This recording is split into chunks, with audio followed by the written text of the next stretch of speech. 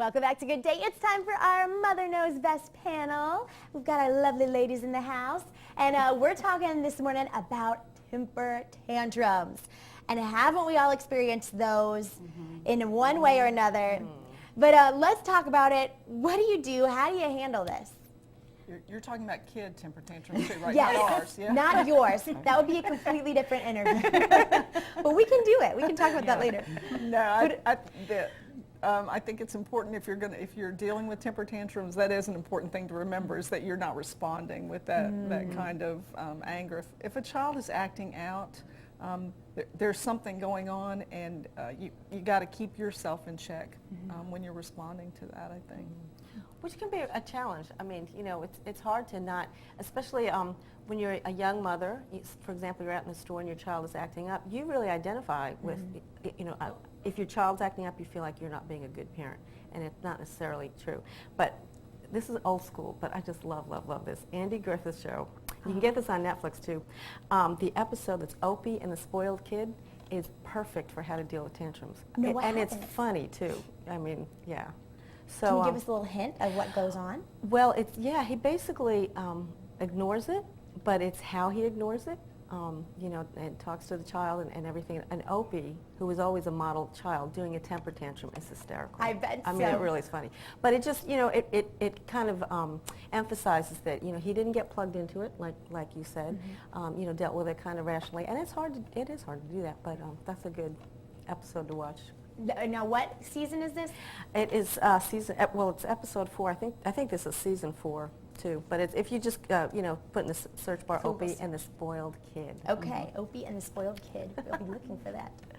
What about you, ladies? Well, I think one of the things that's really important to know is that if you take your 2-year-old out grocery shopping at Walmart at 10 o'clock, you're probably going to have a temper tantrum. So sometimes I think as parents we are responsible for those if the child is not getting his sleep or whatever. I had a temper tantrum thrower, and she's almost 40 now, so we did survive it. But when she was a toddler, it never failed. Every time we would go through the grocery checkout, whether she was in the buggy or she had gotten down to walk, she would grab some candy, and I would put it back, and she would grab it back, and then by the time it was all over with, she was usually on the floor beating her head, screaming, her face turning red, and I would just calmly pay for my groceries, and when I was done I would collect her, and out the store we'd go, and I just kind of ignored it because you can't reward that behavior. But I think the other thing I would say is you have to be prepared if you're going to go in a restaurant out to eat with a young child who is at that stage, that if they throw that tantrum, you've got to be prepared to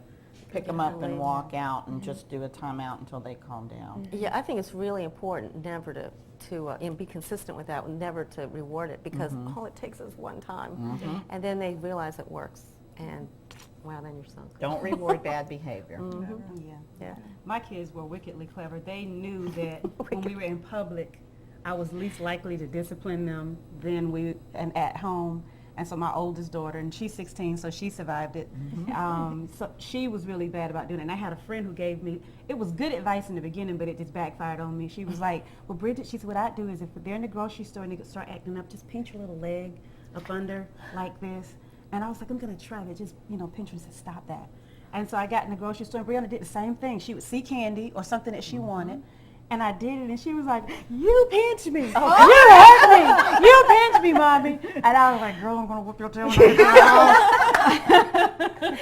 We're going to end on that note. We're going to be right back talking more about temper tantrums. Stay with us.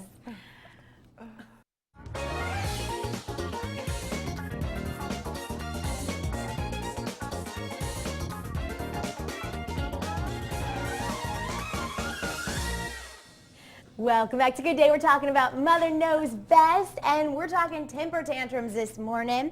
So we want to talk about, I guess, you know, nowadays people are very aware of discipline, and some people say absolutely no spanking, it's abuse, and, you know, there's all different forms of ranges on people's opinion on different forms of discipline. So are you guys afraid to discipline your children in public because of some of the people who are, you know, very, very extreme about certain disciplines? I'm not. I mean, I'm like, this is my house, and you don't, not to be rude, you don't pay the bills there. So, but I'm not. Of course, there's a time and a place, like we said on the break, for everything. When it comes to your children, children will take advantage of that fact that if they're in public, they feel like they can get away with things. And it needs to be established early on. This is mama all the time. So you need to be on your best behavior at all times. Don't think that you can come in and just kind of manipulate the situation. You know, if I'm at church, I'm in the mall, that I can just get away with it, because then mama is setting herself up for being embarrassed in public. And that's a definite no-no. Yeah. I think that's very important, talking about being consistent. You want to be the Yeah. same parent at home as you are in public, and so your response needs to be the same. Don't do anything at home that you wouldn't do somewhere else. And I think the kids understand that. They can appreciate if mom says, hey, look, I'm going to start yanking your privileges right now, and your voice gets more tense, and you start sounding like I really mean business. Then they know, whether you're standing in the line at Walmart or whether you're at home, I got to get in line. There's a consequence. Yeah. Yeah. I think as far as the physical, because I've worked so much in child abuse, that the most important thing is to, because usually when they act up like this, it kind of gets our blood boiling a little bit, to go give yourself a little calm out time break and kind of collect yourself before you go back, and never spank or hit when you're angry. Yeah. I think that's Exactly. the really important thing. Yeah, we spank. I mean, I'm not against spanking, but you're right. It should never be done in anger, because it's too easy for it, to escalate. Yeah. But I don't spank in public either. I think, that's, you do want to be mindful of the child, and it's, and that's embarrassing. And, but that's a whole process that we go through at home with spanking, then we talk to our kids afterwards, and I mean, it's not just spank them and then leave the room or whatever. But as far as doing it in public, I mean, I'm just. It's different when you become a grandma too, because my kids would, they would get little spankings, but my grandbabies, if I even thought they were going to be getting spanked, I'd be snatching them up and bringing them to my house. So that didn't happen, and feeding them ice cream. So it changes completely when you go from mom to grandma. I think it's a different relationship, definitely. I know, because my mama, she's telling me, Bridget, I feel like you should talk. You didn't talk to me, and I plan on carrying on the tradition. When my kids have, kids, spanking, that's illegal, baby. You talk to them, you give them ice cream. That makes them feel better. That's what grandmas do. Yeah. That's so funny. Yeah, I think you also you got to be mindful of your children's personalities. With some children, spanking will have no effect, and that just that doesn't help. So you got to know what works. You were mentioning about teenagers too having. Oh yes, spanking's no good with teenagers, but yanking privileges. But I will say that when you're dealing with teenagers, it is different than when you're dealing with toddlers, and it's very easy because teenagers more verbal. You can't get drawn into that. You got to stick to whatever rule you're trying to enforce, and rather than trying to argue whatever they say, oh, you like her better because she's your favorite. Don't argue with them about whether you're their favorite. The rule is, no, I'm sorry, you can't use your cell phone after 9 o'clock. That's the rule. And so you got to be kind of firm with them, but don't get drawn into that, so you end up with a big shouting match. Yeah. It's with teens, I think, especially with the girls, because my daughters, my oldest one, Brianna, I guess she's the topic for the day. She went through the phase where daddy was just the prince of Bel-Air, and mama, it was. I think they go through that phase where even when they're toddlers, they're gonna try you, and when they're teens, they're gonna try you. Sure. But it's don't get into a shouting match with them, because like you said, we are there, it's going to be going back and forth, and so we have to teach them how to deal with conflict with their own children. And yelling back and forth, and my kids know, I'm not going to yell. I'm just going to sit down and talk to you. Well, a lot of times it's an underlying issue that's going on too. Exactly. Yeah. Well, thank you so much. Some really great thoughts this morning. We're going to be back in just a little bit to talk about back to school preparation. Stick with us.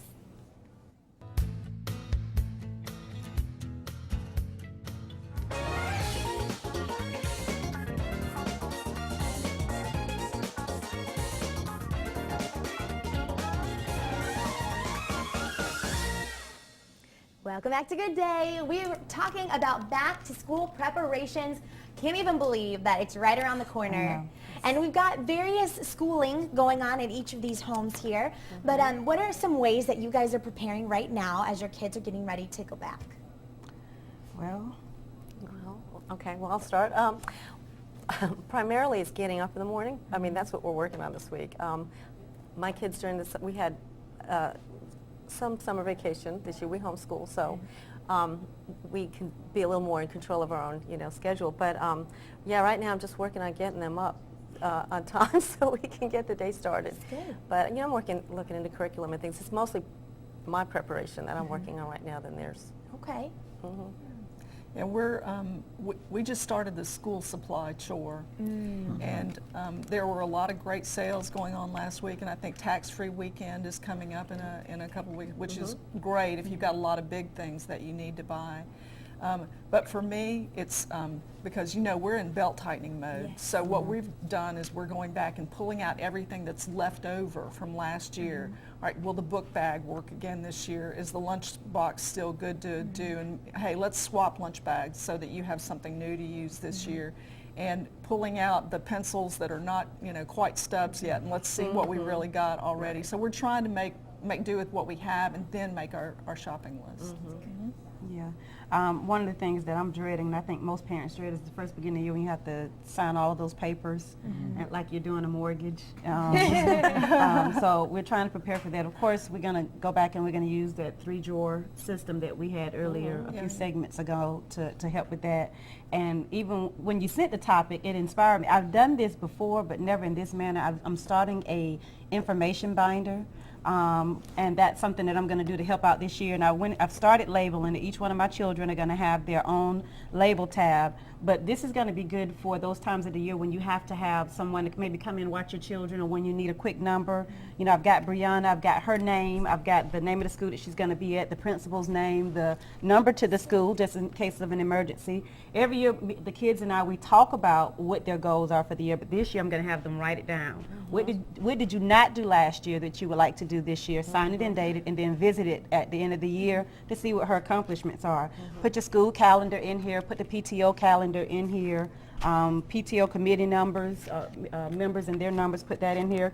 If your kids are into sports, put their sports calendar in here, and this would be a great resource to go back to, when you're just kind of, a little days and you've gotten off schedule. And then each year too, sometimes my kids get allowance, sometimes they don't, but we like to give them awards. So what we're going to do is we're going to implement this year where they'll get an allowance bonus if they bring home an A, if they get a chore pass, if they, got all their stars, that will be for my son, or they can pick the meal that I'm going to cook for that night.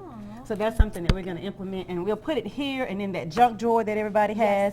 That it's easy access, that you can just pull it in and out and use it. That is great. Will you come to my house and organize? Organize, yeah. Seriously. I love stuff like this. You are I so love it. Organized. It's true. My kids are grown now. My nephew is in a day program, but he goes year round. But I remember, and my kids always went to public school, that the big thing we would do is like the week before, we would all get back on that schedule, and back to school shopping was always a lot of fun. And we had the tax-free weekend, and we would try to do it around there, because you can, if you got to buy clothes and lunch boxes, you can save some, some money doing that. But it's been a while since I've had to do the actual get up and let's go back to school. And I paid my dues there. I don't miss that. One of the other things to remember, and this just popped into my mind because my daughter's in band camp this week.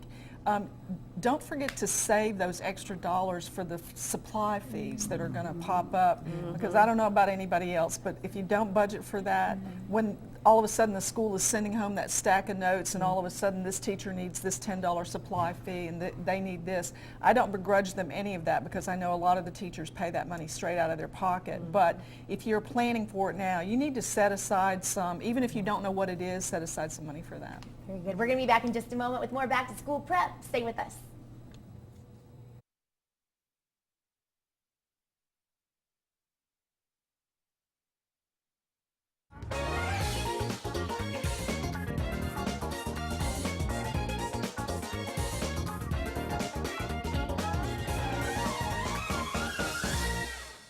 Welcome back to Good Day and our Mother Knows Best panel. We've been talking about back to school preparations.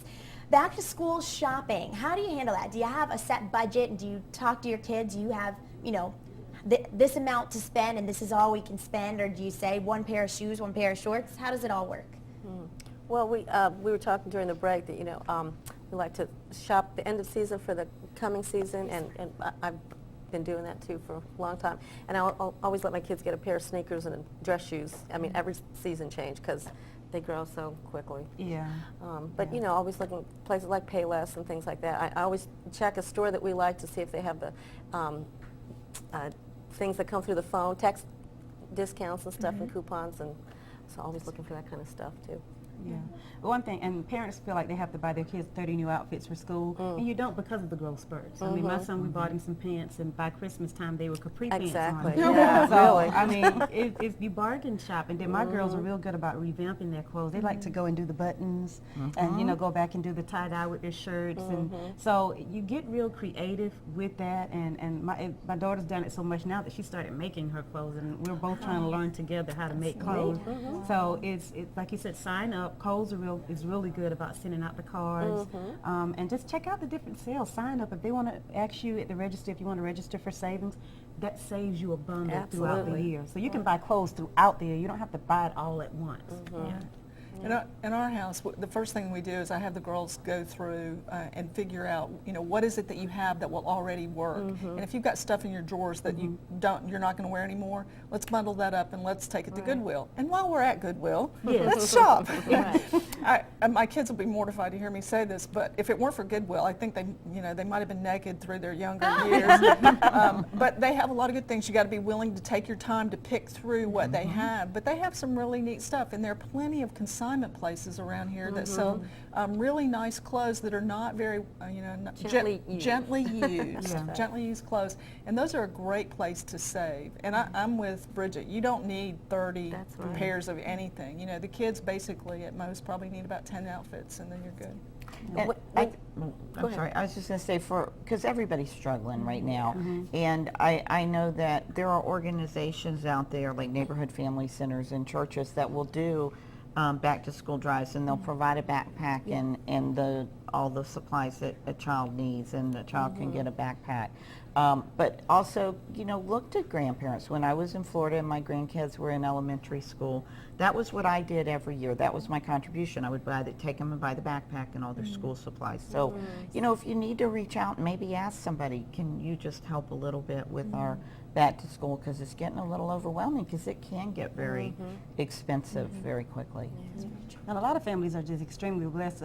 The church that we used to, there was a lady, she said that she had a shopping problem, and I was not praying for her deliverance, because she gave, her daughter is always blessing my daughters with clothing. She blesses me with clothing. And so what we do is we pay it forward. So there's no use of hogging that. If she's going to give me 30 new outfits, and I've got 15 outfits that are, you know, gently used and they still look good, pay it forward and start blessing.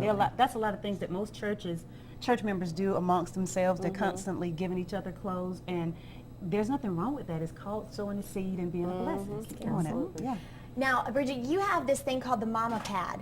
Oh, yeah. Tell us about it. Every mama should have a mama pad. I think every child at one point in time may or may not go through the thing of wanting to write notes on behalf of their parents. So buy yourself that pad that is going to be you with your little signature design on it, and use this to write letters. Teachers will know that if they get this, they know it came from mama. But if it's on a crumpled up piece of paper, that child probably wrote that note. And not saying that my children don't do it anymore. They've been delivered. I love that. Yeah. Any last minute tips real quick that you have for back to school? Create a schedule. Everything is different now. You know, you're going to have things in the afternoon, so you need to have an afternoon schedule for your kids. All right. Well, we thank you guys so much for sharing your thoughts with us. It's always so much fun. We really appreciate it. If you have a topic idea that you would like for us to discuss, email us at mothers@WFXL.com, and you can check out mysouthwestga.com for more information on this lovely panel. We'll be back in the morning.